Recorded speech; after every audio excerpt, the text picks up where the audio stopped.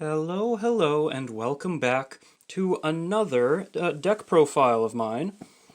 Today, I'm going to be talking a little bit about my insect deck, but before we delve into that, I'd just like to point out the new setup that I have here for my Yu-Gi-Oh videos. We've got a new Barrel Dragon limiter removal playmat, as well as this neat game board here in the background. A big shout out to fellow YouTuber Claire Quartz for sending this to me. It is absolutely perfect for my videos, and I'm glad to be using it. I'll leave a link to her channel in the description of this video.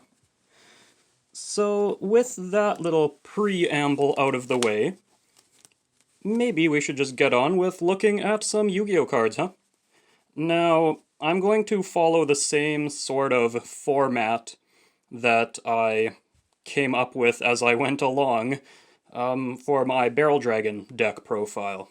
So I'm going to do a very basic overview of what's in the deck, and then after that I'm going to dig a bit deeper into the real meat and potatoes of how everything works. So, first off, obviously, the title card here, the Perfectly Ultimate Great Moth. Can't have an insect deck without one of these.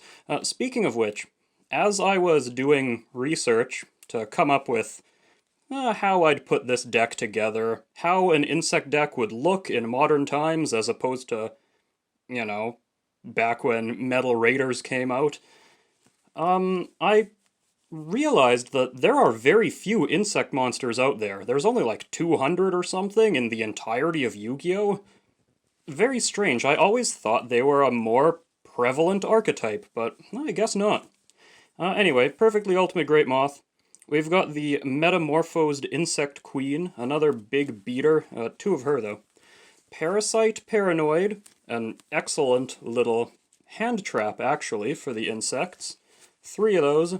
Cocoon of Ultra Evolution, you know, to get these big cards out. And that sort of concludes the suite of big insects. Then we've got this other, I don't know, I guess you could call it like a sub-theme within the deck. Of these normal insect monsters, normal insects actually have some decent support. I'm surprised, really. So, Shiny Black Sea Squatter, big 2000 attack level 4.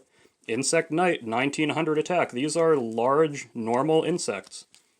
Gokipole, of course, goes with the normal insect monsters. I'll go over that later. Giant Ballpark, the field spell, same thing.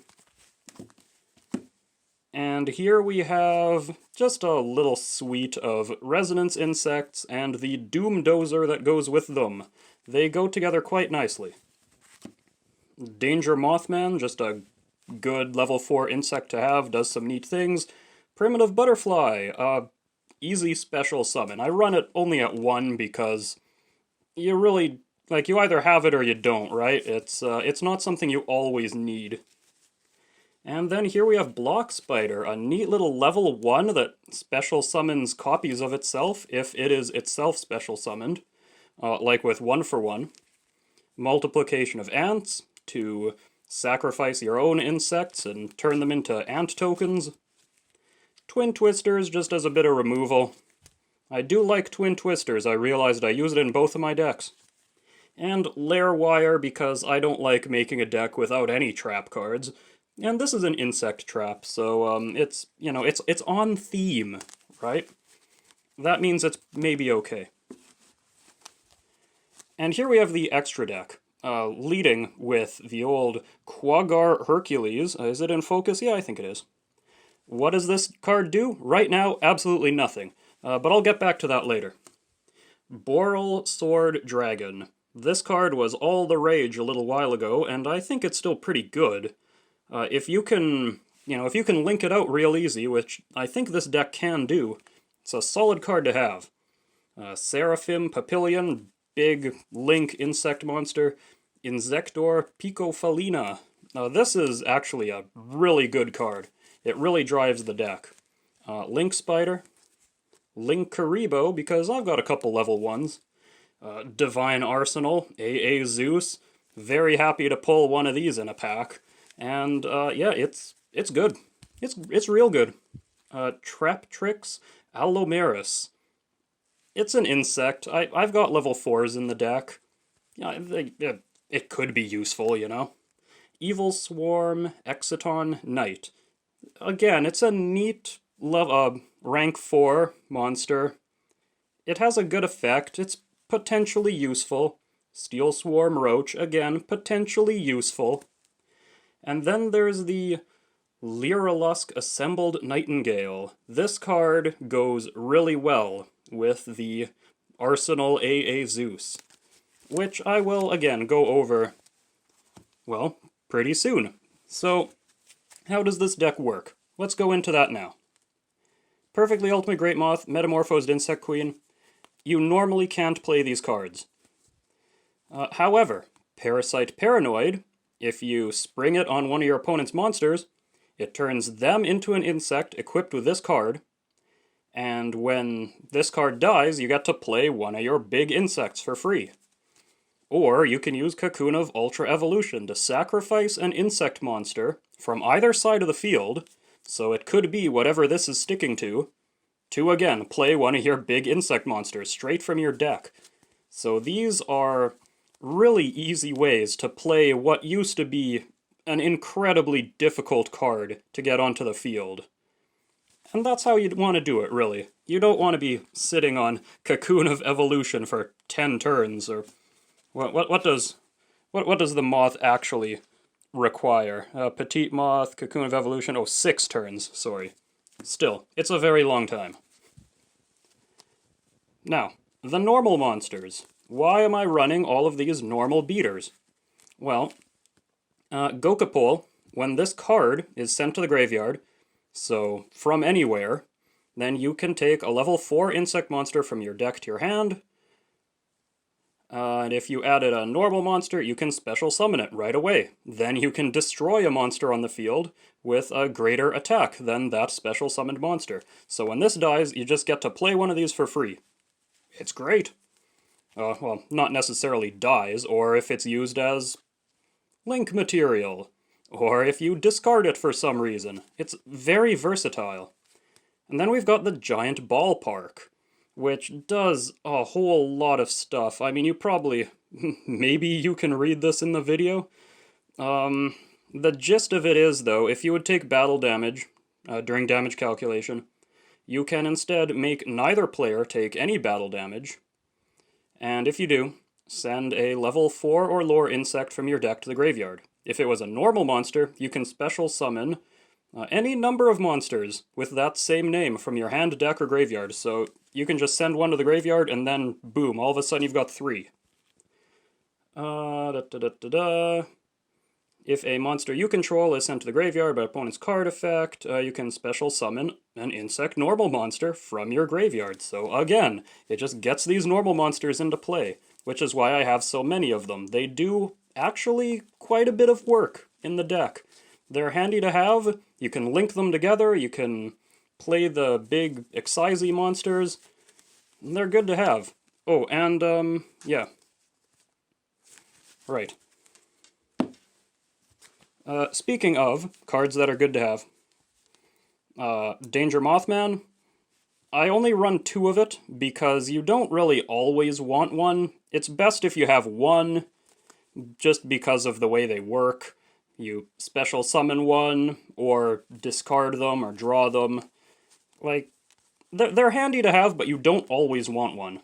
Like I said earlier with Primitive Butterfly, you want one. And only one. That's pretty much all you want. Block Spider, on the other hand, these are actually very, very useful, because you can use 1 for 1 to special summon one, which special summons a second one, and then, just like that, you've got 2 level 1s. So what do you do with 2 level 1s? Well, you can play her. And then you can attack your opponent directly with her. And then, look at that, now you can play Divine Arsenal Zeus right on top of that. Crazy. And then you've got this 3,000 attack monster that's ridiculous and wipes the field and does all sorts of stuff. So yeah, block spiders, not bad. It's very easy to swarm the field with them. And multiplication of ants, and yeah, I guess the removal doesn't really require very much talking, does it? So, I mean, I guess I can explain resonance insect if it can come into focus. Yeah, so again, this is another one. When it's sent to the field to the graveyard, add a big insect from your deck to your hand. And if this card is banished, then you can send an insect monster from your deck to the graveyard. So, sending insect monsters to the graveyard, you can do that with Gokipole, because... Oh yeah, it's the whole effect, right. If it's sent to the graveyard, just do the whole thing over. Send out more normal monsters. It's great. Doomdozer, of course, banishes these things itself to special summon itself, so you get a whole bunch of insects for free. And when your field is full of insects, that's when you start link summoning. You get Link Spider into focus. You got Link Spider to just play bigger stuff. Pico Felina is, like I said earlier, this is the heart and soul of the deck, because you can shuffle up your insects from your graveyard back into your deck and draw cards. It's great. Keeps everything running on time. The big butterfly here, it doesn't work on your turn right away, unfortunately. It's a little bit slow, because it can only use one of its effects per turn, and one of them happens automatically when you play it. But still, it is a quick effect, at least, the other part. You can remove counters from it to special summon level 4 or lower insects from your graveyard, which means you can use it to special summon Link Spider, or Link Spider Block Spider, which then special summons more Block Spiders. And with a little bit of setup, you can get 2 Block Spiders into play, which prevents your opponent from attacking, and you can get her into play, which prevents your insects from being destroyed, and you have a nifty little insect lock going on that can potentially stop your opponent from doing pretty much anything. Or you can just get a lot of bugs in play, play the Boral Sword Dragon, and bust through whatever your opponent might have on the field. That could happen too. Which, of course, brings us to the final card, the Quaggar Hercules. This card currently does nothing in the deck. It's there kind of just as filler because it's an insect fusion. The only insect fusion, I think. But in the foreseeable future, they are releasing another instant fusion type card that would allow you to just special summon this for free. It can't attack, but you can use it to link out those link monsters that require insect types, so it is still potentially useful. So I'm going to try it out. I hope it's good because I actually like this card a lot. Which brings us to the, close to the end of this video, where I talk a little bit about, what could this deck use? And if you have any suggestions for a casual insect deck like this, then feel free to share them in the comments below. I'd love to read them. So, Unexpected Die is the first card that comes to mind. Again, because there's so many of these normal monsters, it would be nice just to get one for free. I'd probably only run it as a one-of, because you don't... Yeah, it's one of those things like Primitive Butterfly. You don't want to keep drawing them when they'd be useless. So that's one card that I would like to add.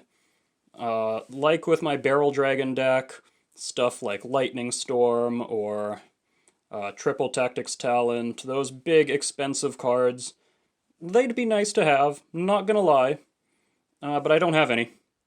So for now, my casual insect deck remains very casual without them. Like, maybe Hand Traps would be good. I have the Parasite Paranoid, that's something, but there are disruptive ones that might be useful as well. I don't have any of those.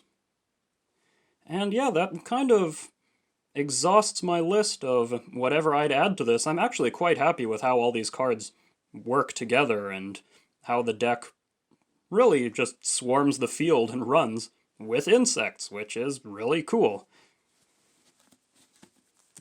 Because bugs are neat, Anyway, That brings us to the end of this little deck profile. I hope you enjoyed it. I put a lot of thought into how this deck works. I have a couple ideas for other decks that I might want to make in the future.